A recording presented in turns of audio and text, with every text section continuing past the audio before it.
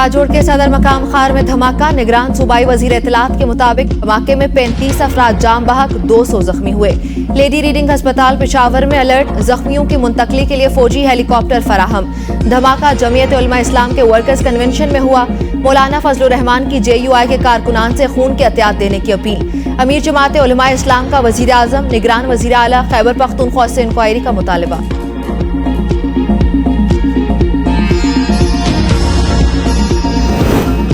सदर मुमलिकत का बाजोड़ धमाके में कीमती जानी नुकसान पर गहरे रंज और गम का इजहार। जाम बहक अफराद के अहलखाना से इजहार अफसोस। वजीर आजम का वाक़े में कीमती जानों के ज़िया पर दुख का इजहार। जख्मियों को बेहतरीन तिब्बी सहूलियात फराहम करने की हिदायत।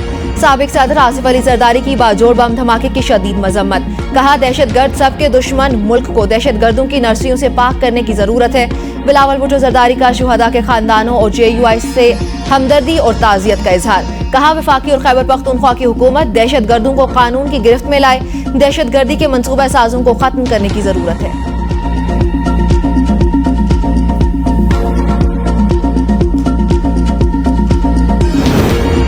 चीन के नायब वजीर आजम खुसूसी तैयारे के जरिए इस्लामाबाद पहुंच गए। इस्लामाबाद इंटरनेशनल एयरपोर्ट पर वफाकी वजीर दाखिला राना सनाउल्लाह, एहसन इकबाल समेत दफ्तर खारिजा के हुकाम ने मेहमान का पुरतपाक इस्तकबाल किया। चीनी वक्त में नायब वजीर आजम के हमरा 4 वज़रा भी पाकिस्तान पहुंचे।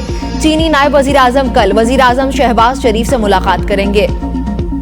चीनी वजीर आजम CPEC के 10 साल मुकम्मल होने पर होने वाली खुसूसी तकरीब में शरीक होंगे। तकरीब में CPEC मंसूबों पर काम करने वाली चीनी कंपनीज को अवार्ड दिए जाएंगे। 1 अगस्त को चीनी नायब वजीर आजम आर्मी चीफ से मुलाकात के बाद वापस रवाना होंगे।